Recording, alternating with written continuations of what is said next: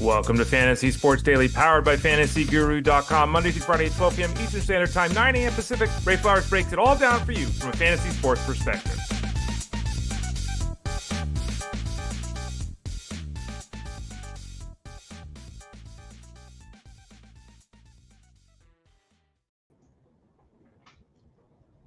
Hey there, everyone. Ray Flowers of FantasyGuru.com. Hope you are doing well wherever you might be, whenever you might be listening to this show. We really appreciate your time, your energy, and your interest here. Don't forget to go to FantasyGuru.com. Click that subscribe tab in the top right corner.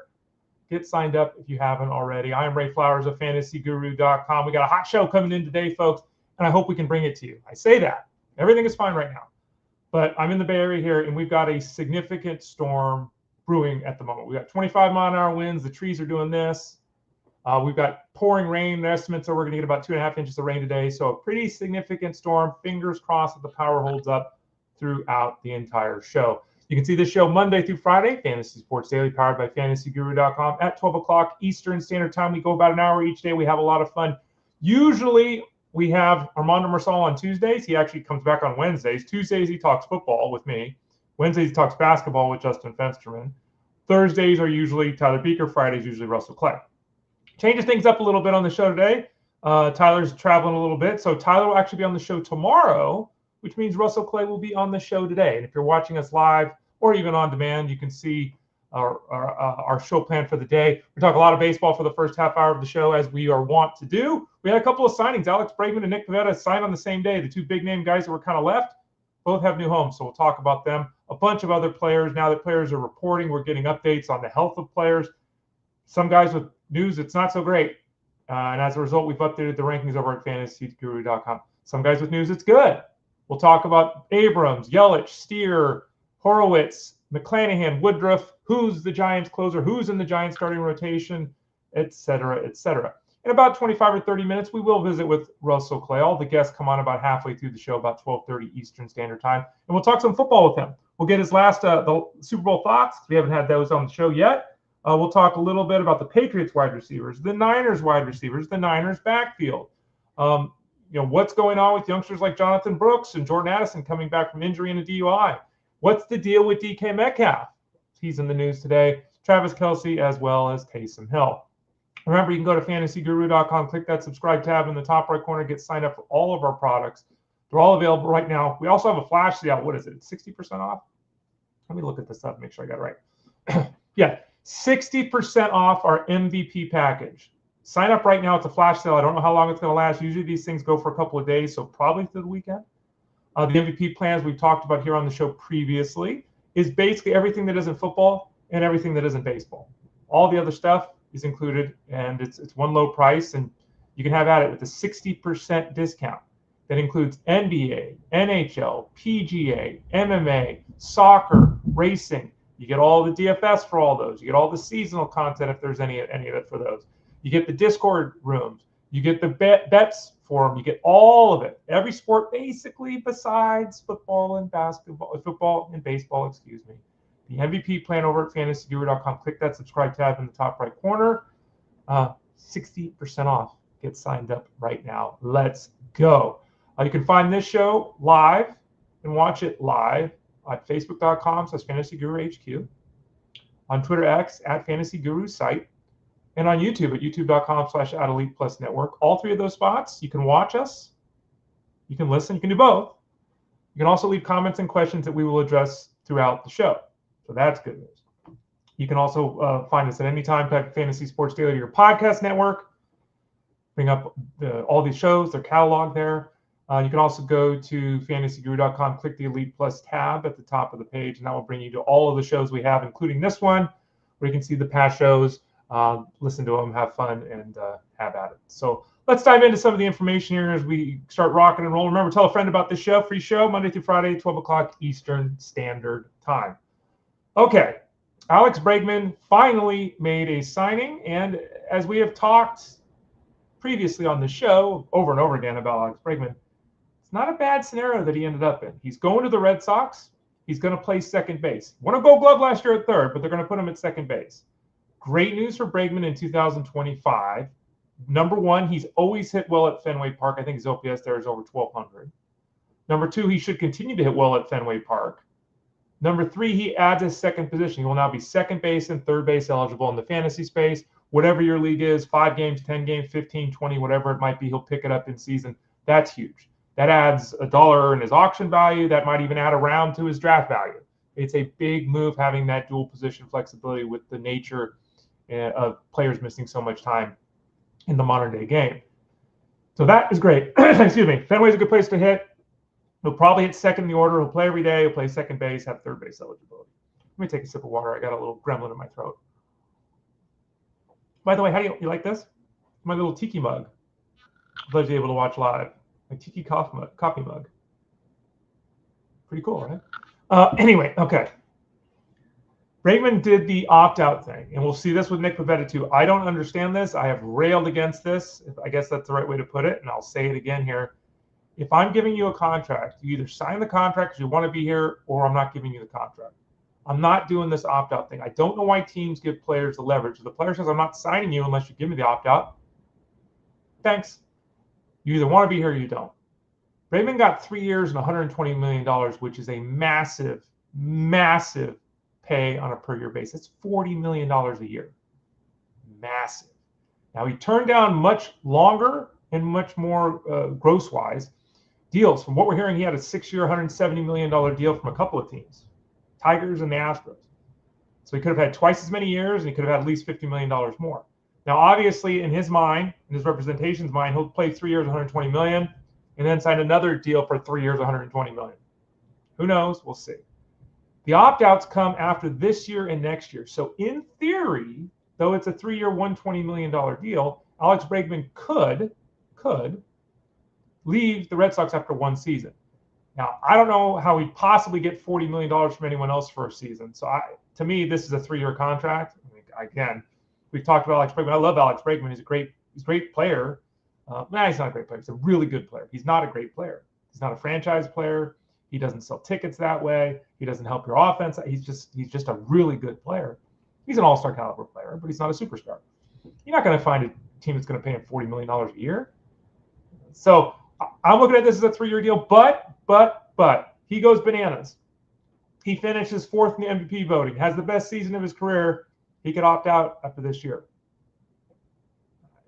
So I don't know why the Red Sox did it, but they got their guy. He'll start at second base, which means Rafael Devers, for now at least, will play third base, even though Bregman is a better defensive third baseman without question, even though the Red Sox lineup would be better with Bregman at third base and Devers at first base or DH. And this also blocks Kristen Campbell, the upstart potential star with the Red Sox in the farm organization, along with Anthony. Blocks Campbell from having a spot to start the season. It also blocks Vaughn Grissom, who I've talked about here on the show previously. I was getting ready to write an article about ADP and say, oh, this is the guy we might want to target because his cost is nothing. Grissom showed up in camp. He added like 15, 20 pounds, and it's good weight. It's muscle. We're in best shape of our life stuff, right? Here we go. So Vaughn Grissom shows up. He's in great shape. He's added weight. He's ready to push for that second base job to start the season, and they go out and sign Alex Bregman. So now Vaughn Grissom's value is in the toilet. You never know how things could turn out. Obviously, there could be an injury, something like that in spring. Maybe Trevor Story's not ready, that kind of stuff. But Vaughn Grissom, who, maybe kind of no. So Campbell takes a hit, Grissom takes a hit, Bregman goes up. Good signing offensively for the Red Sox, as we talked about. Bregman should do his great job with his bat there in that lineup in Fenway. But tough for these other guys. These ancillary players losing a lot of value here with the Red Sox. The other signing is Nick Pivetta, who signed a 4-year, $55 million deal. Now, I will say there's opt-outs. He can opt out after 2006 and 2027. If Pivetta stays healthy, he could opt out of this deal, right? Because 4 years, $55 million, that sounds like a pretty damn good contract. I mean, even if he's throwing 140 innings a year, that's all you get out of Nick Pivetta. You're getting an ERA in the high 3s, low 4s. You're getting a whip of 1.15, 1.12.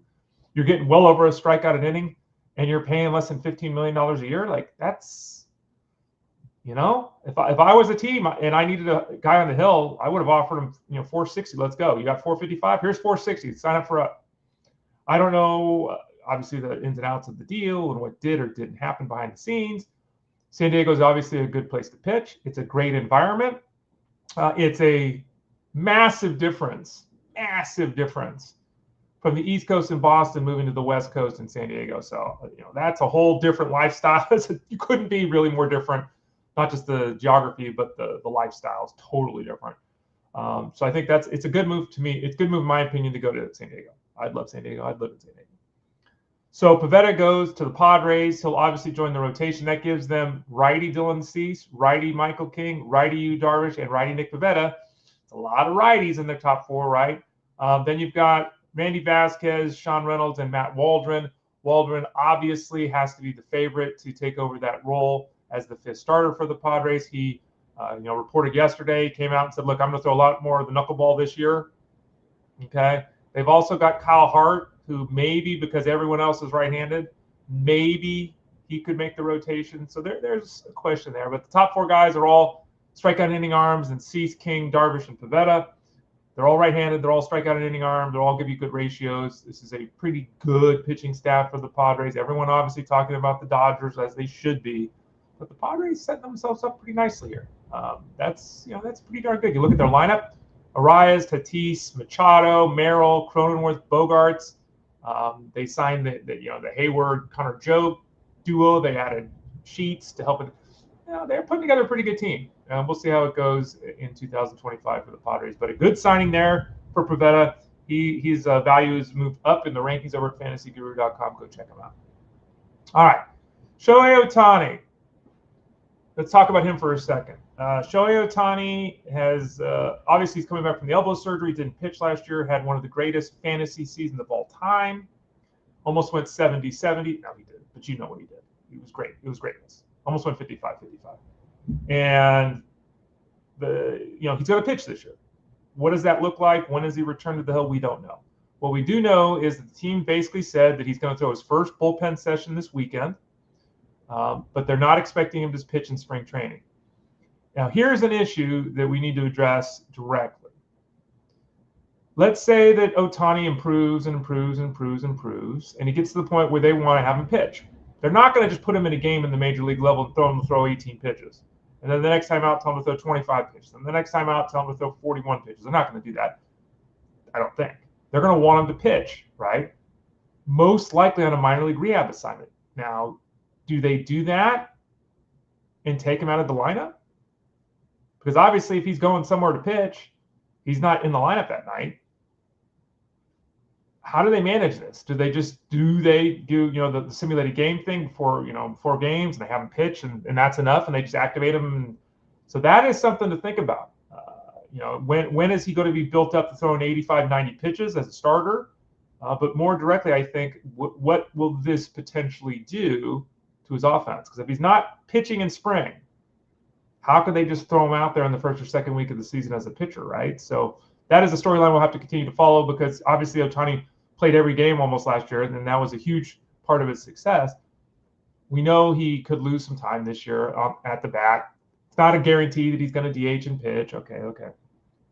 Something to think about with Shohei Ohtani. Christian Yelich. This one is disturbing. Christian Yelich got the back issue. And let's think about this. If your team didn't make the playoffs, or you were shut down early, all this kind of stuff, you've had 4+ months to get healthy. Now, sometimes you have surgery, sometimes there's personal things going on, all this kind of stuff. Okay. But as a 28, 30-year-old, 32-year-old professional baseball player, you should be able to get healthy in 4 months. If you can't get healthy in 4 months, Christian Yelich's got the back issue. They're hopeful that he'll be ready for opening day. Ooh. Again, we're talking months off for Yelich. We're talking about a back issue that has bothered him previously. Here's what their GM said. Quote, I think there's a chance that he can be involved early in the season for us, but we just want to be super cautious with this. Once we get him on the field, getting live at bats, we'll evaluate him and see how he does, unquote. He had August back surgery, and they're still not sure if he's going to be ready in April. Not good. So we have lowered him a little bit in the rankings at fantasyguru.com. This might be a scenario where he's out there on opening day and we get all these glowing reports. But again, we're talking months of recovery for Yelich. Still having uncertainty whether or not 6-7 weeks from now he's going to be ready to play. he's run through the back issues, which is great. And that obviously helps boost his fantasy value. Is there a point where that stops or at least slows down? Could it be this year? Possibly. So we'll have to watch closely what we hear before opening day with Christian Yelich. All of the reports are going to be very important because Christian Yelich remarkably has continued to be very, very productive through the injuries. But with advancing age and this back issue, not great. Spencer Steer has shoulder soreness. Okay, cool. Who cares? Yeah, but he didn't hit at all in the second half last year. The shoulder was the reason why he didn't hit in the second half last year. It's been 4 months, and he's still not feeling great. Spencer Steer is someone we've talked about here, I've written about over at fantasyguru.com, multi-position eligible, power, speed. The only thing he doesn't do is produce batting average. But, 2020, it's there for him. And a great lineup and a good ballpark. I mean, this is shoulder injury last year, okay. At this point, it doesn't sound like there's legitimate concern with Spencer Steer.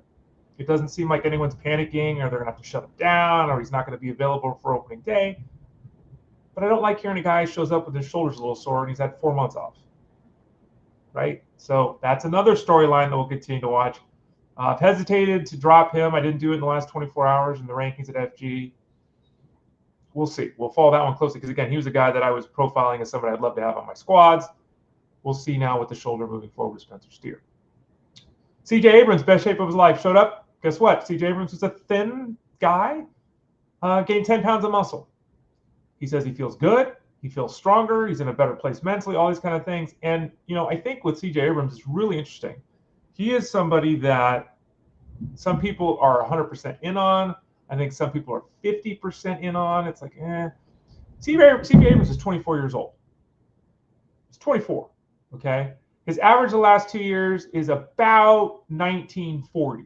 19 home runs, 40 steals. So he's basically gone 20-40 the last 2 years. Now he's hit 246, 245, and 246 in his 3 seasons. That is disappointing. Coming up through the minor leagues, his hit tool was often a 70, 75. Like, people really believed in the bat with this guy. It was the bat and the speed, and they would hope the power would develop. Adding 10 pounds, okay, let's be logical. He had 18 and 20 home runs the last 2 years. He adds 10 pounds of muscle. Let's call him a 20 home run guy again. Okay. Again, 47 and 31 steals. Let's call him a 40 guy on the steals. So that's 20-40. Now, if he's hitting 245, 250, But what if that bat kicks in? What if it's 270 this year, which is not crazy at all to think with CJ Abrams? And you start looking at his ADP. What is his ADP? Let's pull it up here. I think his ADP is obviously it's lower than it was last year when he was a disappointment to folks. CJ Abrams' ADP is now 50. So he's going in the 4th round. Like, I'm in at that price point. I think you should be in at that price point. I think it's very reasonable to suggest that, his best season will come this year that he's had to date. And I'm all here for it. So I love hearing this report. I love hearing he's in a good spot. And I think we're going to get really good production from CJ Abrams in 2025. Zach Neto. Now, Zach Neto is another middle infielder who, unfortunately, I was a year early on. I picked him up during his rookie season, and his rookie season was just bad. He was fine for a rookie. He didn't do anything. Year 2, he took off. And the bat was basically what was expected of Zach Neto, right? 20 home runs, 70 RBIs, 70 runs. Okay, hitting 250. Okay, this made sense 12 months ago. The part that didn't make sense was the running. He's got some speed. He can steal a base. It's not that it's a shock that he stole some bases, but 30 steals, 30. I think heading into last year, if you had told me he went 20-10, I would have been like, hell yeah, sign me up. He went 20-30. Now, the good news is that his shoulder is the issue now, so that shouldn't affect his wheels. But the bad is the shoulder. I've talked about my shoulder. In fact, I'm going for therapy today. I've talked about my rotator cuff issues and everything. Neto had shoulder surgery, which I haven't done. So hopefully the shoulder surgery will fix whatever is going on at the shoulder. Now, the team is saying that he showed up in good shape, good spirits. There haven't been any setbacks at all. Great news. Also with Neto, though, there hasn't been a firm timeline laid out yet. We're not positive he's going to be ready for opening day. And in fact, as we talked about earlier this week with Tim Anderson signing by the Angels, I think it's very likely that this team is anticipating Neto to be unavailable to start this season. The question about, what does the shoulder do is a great question. I don't know. I don't think you can look at him and say he's going to improve his home run total from last season.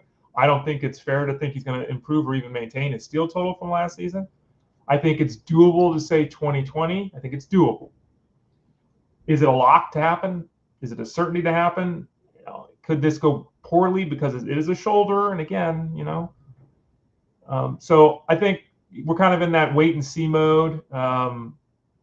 With Zach Neto, but overall good news at this point. The shoulder is improving. Spencer Horwitz is another guy that I was going to tell everyone that, hey, no cost here. Take your last pick. He's not a bad guy. He's going to play every day for the Pirates. He had wrist surgery. He's going to miss 6 to 8 weeks. Destroys his value. He now becomes somebody that I don't even know how if you're drafting. You got to have IL spots, obviously, and multiple IL spots if you're drafting Spencer Horwitz. Got a good approach. Should play on a daily basis again when he's healthy, but missing 6 to 8 weeks basically means he misses spring training. Obviously, he's not going to be ready at the start of the season because of the wrist surgery. Hands and wrists always make me nervous because you never quite know when the guy's going to recover his full strength. Spencer Horwitz went from an exciting guy to a guy just not really in on. Shane McClanahan threw a bullpen on Wednesday. McClanahan could return to stardom this season. He's coming back from his elbow surgery. Didn't pitch last year. He had surgery in August of 2023. So this is another one of those long recovery periods. But unlike a guy like Walker Buehler, who took a long time and then was wonky, Shane McClanahan took a long time because the Rays were just being careful. There haven't been reports of setbacks or anything like that. He threw a bullpen session yesterday. The reports were all positive that he looked good, felt good, all that kind of stuff. So McClanahan will start to move up the rankings here at fantasyguru.com as well as everywhere. If he goes out and he's throwing 96, 97 and looking good in spring, he's obviously somebody right now. He's being drafted 35, 40 range at the starting pitcher position, something like that, 30 range, which makes sense to me. We'll continue to follow his spring, though. He could, again, be somebody that moves up significantly because he is far removed from his Tommy John surgery. Brandon Woodruff's got a shoulder issue. He's going to face hitters tomorrow, and this is big. I've had multiple questions already about Woodruff in the chat room. Discord over at fantasyguru.com. Sorry, I forgot where I was working for a second. Woodruff has been really, really good, right? At the same time, he had shoulder surgery in October of 2023. Not certain he's going to be available for opening day, but we're hearing good things at the moment. So we'll continue to watch this. Shoulders and pitchers are really scary. Not that elbows are fine, right? We know that. But generally speaking, you have elbow surgery, you're out 8 to 14 months. And generally speaking, you can recapture your previous performance. Shoulder issues, not the same. Shoulders are much more delicate. So we'll watch closely what's going on with Woodruff to try to get a handle on how excited or concerned we should be. Obviously, the Brewers really need him in that rotation. If we look at his ADP currently over at the NFBC for the month of February, his ADP is about 245. So, he's not someone people are reaching on at all, but he's also not someone people are shying away from, which is interesting because, again, shoulder surgery, missing an entire season. We'd like to think that there'll be no hiccup there, right? It'll just pick up and everything will be fine. Last time he threw 100 innings last time he threw 75 innings in the big leagues was 2022. Even if he's back fully healthy and the shoulder is okay, he threw 150 innings in 2022. He threw 67 in 2023. He threw 0 last year. What's he throw? 140 innings this year? 130 innings? Could he get to 160? It's really hard to see happening. So Woodruff, one of the better right-handed starting pitchers in baseball, the last 4 seasons that he has pitched. We'll see if he can recapture that glory, and we'll have further updates, obviously, as to when his availability might occur in 2025. Ryan Walker is the closer for the Giants. We'll have the relief pitchers to target and avoid this weekend over at fantasyguru.com. By the way, if you haven't signed up, again, click that subscribe tab in the top right corner. It's avoid and target week. We had SWIP and ABA the first couple of days this week. Then we've had players to avoid and target, pitchers to avoid and target. We're going to have relievers to avoid and target on the weekend. So it's this grouping of players, right? Up and down, thumbs up, thumbs down. That's kind of what we're doing this week. Next week, by the way, we'll take a look at exit velocity. We'll take a look at barrel rates. Take a look at launch angle. The StatCast data will kind of come to the fore. We'll look at pitchers in the ERA angle, not just ERA, but the ERA-like measures. We'll take a look there. The draft book will make its debut next week, so we'll start talking about that. And tentatively, I've moved up the breakout pitcher of the year article. It used to be, it's been the first week of March, but maybe I can get that the last week of February, maybe even like Sunday next week. So breakout pitcher of the year, let's call 10 to 15 days from now, before the end of February, for those of you that are interested in that, and I think a lot of people are. But Ryan Walker is the closer of the Giants. Not a surprise. Walker was tremendous last season. He's got that funky crossfire delivery. He stepped up when Duvall struggled and ran with the gig and was, again, terrific. Threw 80 innings last year. He'll start the year as a closer. Duvall, does he get traded? We're in that zone now with Duvall. There's a lot of words that came out of Giants camp. Bob Melton, Buster Posey, who's caught Duvall, right? These guys were talking about Duvall, and they're like, look, the stuff is good. We're confident that he can get back to pumping gas and getting strikeouts. He totally lost control of the strike zone, did Duvall last year. The walks went through the roof. Whips went through the roof. There were questions about his commitment. He was demoted at one point in time. Still saved at least 23 games each of the last 3 years. But for now, the Giants will go with Walker. Makes all the sense in the world. Duvall is somebody that will be written about on the weekend. What does his outlook look like? But for now, Walker's the closer, and Duvall will be a setup man for the Giants. Kyle Harrison, disappointed last year. The expectation was that Kyle Harrison, who's basically the Giants' best minor league pitcher, would come up and be successful last year, and he wasn't. He struggled with performance. He struggled with strikeouts. He struggled with velocity, and he was just a guy. And that was really disappointing. The Giants were hoping for him to be more than that. I mean, again, Kyle Harrison, the top 10 left-handed pitching prospect in baseball, like good, high-level, elite-level prospect, was just a guy. Giants go into this season, they've got Webb, Ray, Verlander. I guess Jordan Hicks is there for them too.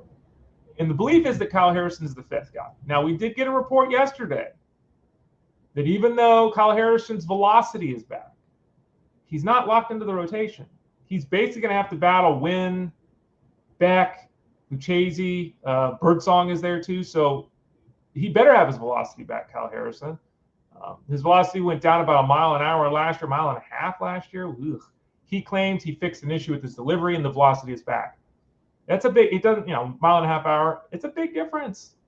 91 and a half or 93. It's a big difference. So Harrison will need that to hold off the others.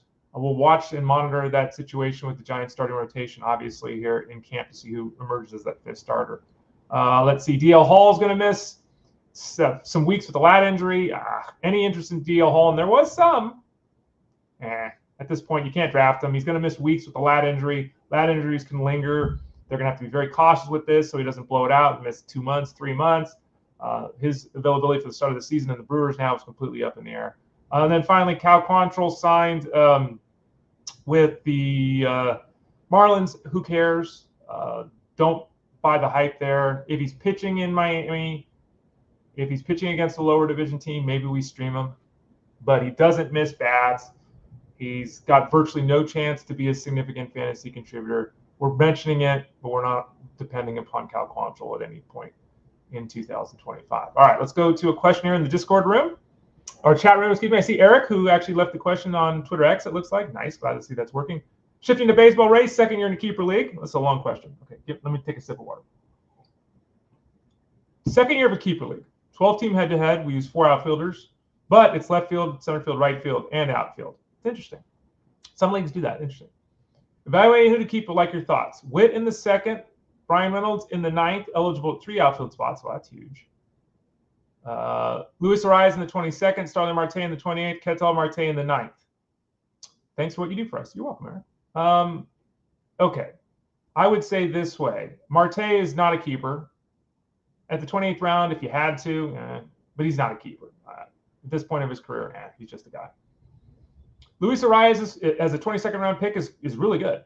He is what he is. You know exactly what you're getting. He's going to play first base for the Padres this year. Depending on your setup, he might qualify at first and second, right? So that's good news there. Give him a little flexibility. I don't anticipate Luis Arraez being anything other than what he has been. So you know kind of exactly what you're going to get, and he will return better than 22nd round value. Brian Reynolds with all 3 outfield eligibility spots. This goes back to the Bregman discussion we were having earlier. That's big. So Reynolds at the 9th round is somebody I think you can keep for his bat. Adding the 3 positions defensively, that's huge. So I think he's a really good keeper. Reynolds is not a superstar. He's very much like Alex Bregman. He's not a superstar, but you know exactly what you're going to get from him, and it's good. It's good. And there is certainly a spot. We were talking about this on the Elite Sports Show yesterday. Jeff Mann's on SiriusXM Fantasy Sports Radio every day, Monday through Friday from 3 to 6. We were talking about the fact that, because we referenced the history of the first round article that you can find over at FG. People talk about the first round. They talk about the last round, but they don't often talk about the rounds, 5 to 10 or 5 to 15. And a guy like Brian Reynolds doesn't always get attention because he's in that zone. But at the end of the year, he's hitting 265 with 25 home runs and 85 RBIs and 85 runs scored and 9 steals. And he does it every year. There's a lot of value to that. And the 3 positions is really big. And then Bobby Witt in the second. Bobby Witt will probably go first or second in drafts. So obviously he's a great hold at the second round. So I would rank them this way. I would rank them actually the way that they're ordered in terms of their cost. Witt is the number 1 guy you want to keep. Reynolds is the number 2 guy you want to keep. Arraez is the number 3 guy you want to keep. Oh, wait. Excuse me. I left out Ketel Marte. Witt is the number 1 guy you want to keep. Marte is the number 2 guy you want to keep. Reynolds is the number 3 guy you want to keep. Arraez is 4. Marte is 5. Starling Marte. You've thrown me off there with the double Martes. Again, Starling is not a keeper. Who cares? I would keep Marte over Reynolds by a hair because I think, as we saw last season, he's a special offensive player. Doesn't run like we thought he would back in the day, but he is a tremendously effective offensive player. I think having him at filling up the second base spot is really nice. Their second base is not overly deep this year. Shortstop is much deeper than second base. If you wanted to keep Brian Reynolds over Marte because of the 3 position and the flexibility he brings in the outfield, I don't have a problem with that at all. But I would go Witt, Ketel Marte, Reynolds, Arraez, and Starling Marte. And Eric said, stinking autocorrect. Yeah, autocorrect always gets you. It's supposed to help. Never really does, right? It always seems to. I have problems with that all the time. Sometimes I'm on my phone and I'm typing stuff out, and it's like, that's not what I wrote. By the way, does anyone else have that scenario? Like, you get your phone. Okay, I've got an iPhone 16, just normal, regular size one, because I want something small I can put in my pocket. The keys, when it pops up on the screen, typing for text and everything, they're too small. Like a lot of people do the double thumb, right? I can't do the double thumb. So I do the hunt and peck like I'm a Neanderthal, and do the single. But I go way faster. I actually can go faster with one finger, and I'm more accurate with one finger than I am with the double thumbs.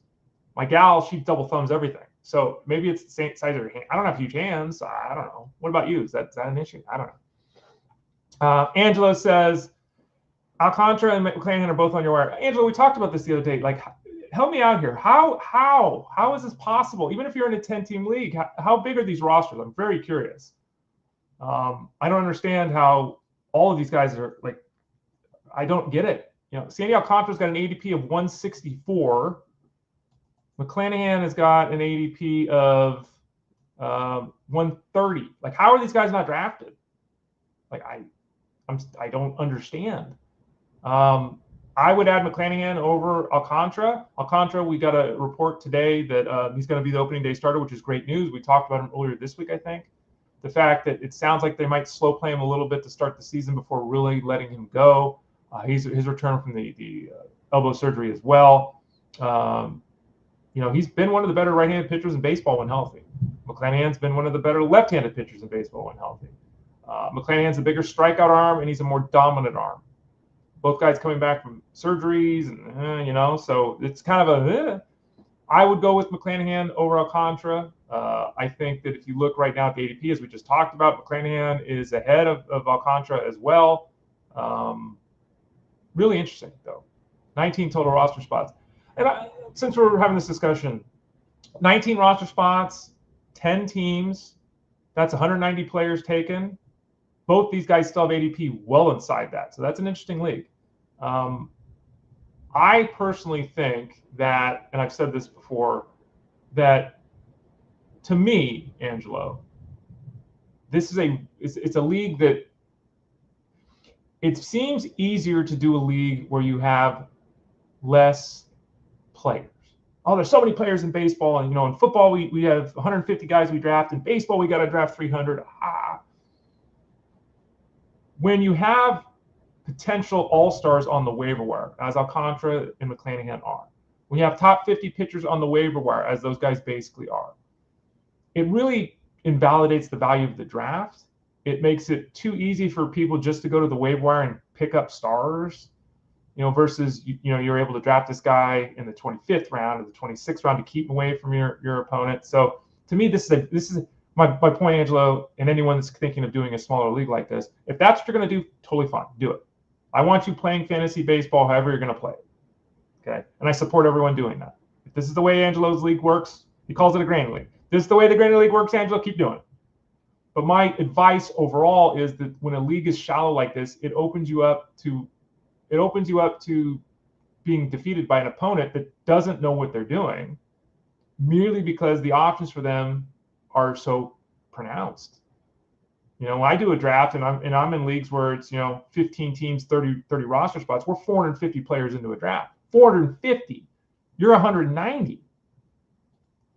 So again, guys are going to be taken in my drafts in the 6th round or on your waiver wire. That's weird, and it makes it very difficult. So I would take McClanahan over Quantrill. Both guys are terrific pickups. Wish you well there, Angelo. Hope it turns out, and we'll continue to help you out here on the show. So don't again, and I just want to reiterate that fact that, to me, if you're listening to this show, if you're subscribing to FantasyGuru.com, if you're subscribing to SiriusXM Fantasy Sports Radio, like if you're really involved with this, do yourself a favor and do a deeper league. Because doing the deeper league is actually what makes, it allows you to use your knowledge. It allows you to use your time and in your investment financially that you've put into these products that we have at FG or at SiriusXM. It allows you to take advantage of that, because anyone, and this has always been something about fantasy football. It's why people in fantasy football can have success not really knowing what they're doing, because it's a pretty straightforward process, right? You take a kicker, take a defense, okay? You take a tight end, who cares? Wide receivers, running backs, and grab a quarterback. You don't want to make baseball that way, because baseball, we're looking at positions, we're looking at categories. I understand on the surface this seems easier, and it would be easier having 19 players on a team versus 30. No doubt about that. It's easier, but it's easier for everybody else. And so the people that are Johnny-come-latelys and just they have an advantage versus somebody who's spending time and effort like you and everyone watching shows, listening to shows, podcasts, reading articles, all that kind of stuff. So, everyone passed on Sasaki. Again, you can be in a small league, which is fine, but Sasaki's ADP is inside the top 100, Angelo. ADP is not the answer to everything, and I'm not saying ADP is always right. But if you're drafting 190 guys, and Sasaki is in your league coming off the board as the 183rd pick, I don't know who you people. It'd be really interesting to see some of these rosters, Angelo. I don't know who people are drafting here. That would certainly be something.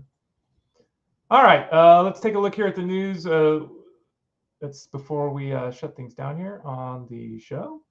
Let's see, make sure I did something right. I did, right? Yes, I did. Lamont Wade could play some outfield in 2025 for the G-Men. Obviously spent a lot of time at first base. Wade is a limited player offensively, but if you're in an on-base percentage league, he's killer. 360, 370, 380 on-base percentage. He gets on base. Jorge Mateo will not be ready for opening day, coming back from his elbow injury for the Orioles. So there you go. That's not a surprise. We kind of expected that. Trevor Rogers will not be ready for opening day. He's coming back from a knee injury that he hurt himself in January, it looks like. So his start of the season, he was brought over last year by the Orioles with the hope that he would give him a boost there, bring him a lefty. It just didn't happen. So he's not on the draft board this year for anybody. The GM of the Orioles, Mike Elias, said that Heston Kjerstad has earned the right to get a lot of at-bats. This is something we've talked about a lot when it comes to the Orioles. Where are all these guys going to go? I mean, you've got Ryan Mountcastle, Ryan O'Hearn, Tyler O'Neill, Colton Hauser, Ramon Laureano, Dylan Carlson, like all these guys, first base, some outfield, some DH, excuse me. Kjerstad has got to be somebody that the Orioles make a decision on, right? Is he going to be in our lineup, or are we going to trade him? Like having these young guys on the bench, like you stunt their growth. It's very difficult for a guy who's been the best player on the field for his entire life to now be playing 3 times a week. That's a weird thing for young players. Like, can they mentally pick that up easily? Maybe, maybe not. He has earned more bats, so we'll see what the Orioles do. But Orioles, they'll figure it out. But right now, they're kind of trying to figure it out. We mentioned Kyle Hart earlier. He signed a 1-year, $1 million deal with the Padres. He'll be in the mix for that 5th starter spot. He went over to, was it the KBO last year? Yeah, it was KBO last year. Added a sweeper, started throwing his changeup more, and he had a terrific season. Well over a strikeout an inning, like a 5-to-1 strikeout to walk ratio. His WHIP was 1. So he'll come in and battle now. The Padres, again, really doing some nice things. The Diamondbacks have announced that they are not considering a 6-man rotation. They obviously signed Corbin Burnes in this offseason, so there was questions about how the rotation is going to go. So it's Burnes, Gallen, Brandon Pfaadt, Merrill Kelly, right?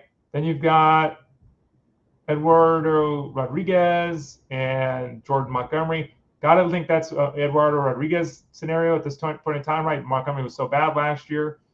Ryan Nelson, who pitched very well in the second half, he's not going to start with all these other guys. So Ryan Nelson loses all value in mixed leagues if he was even somebody you were considering. So there's kind of a rundown of the news. Unfortunately, we're not going to have Russell Clay here today. I hope he's okay. He wasn't able to join us. Not sure what's going on there. I'm checking all my sources here. I don't see any notes from him. So let's keep our fingers crossed that everything's okay with Russell. I'm sure it is. But that'll be the show then. I'll just go and do some more writing for baseball. There we go. Don't forget to go to fantasyguru.com. Click that subscribe tab in the top right corner of the page. Again, we have players to target and avoid, pitchers to target and avoid, relievers to target and avoid this week. We actually just this morning released our best ball AL only information for Underdog. We'll have our best ball NL only information for Underdog also this week. We do have those best ball rankings available at fantasyguru.com, so check that out. Next week, the draft book, which combines the auction values and the player values, we'll debut that. As I noted earlier in the show, I hope to have the breakout pitcher of the year out late next week. It might be early the following week, but it will be before the end of February.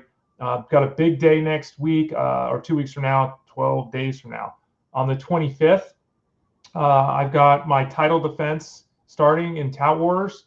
I'll be drafting in the morning on the 25th in the Tout Wars League, and I believe in the evening in the FSGA League. So big day, February 25th, multiple drafts.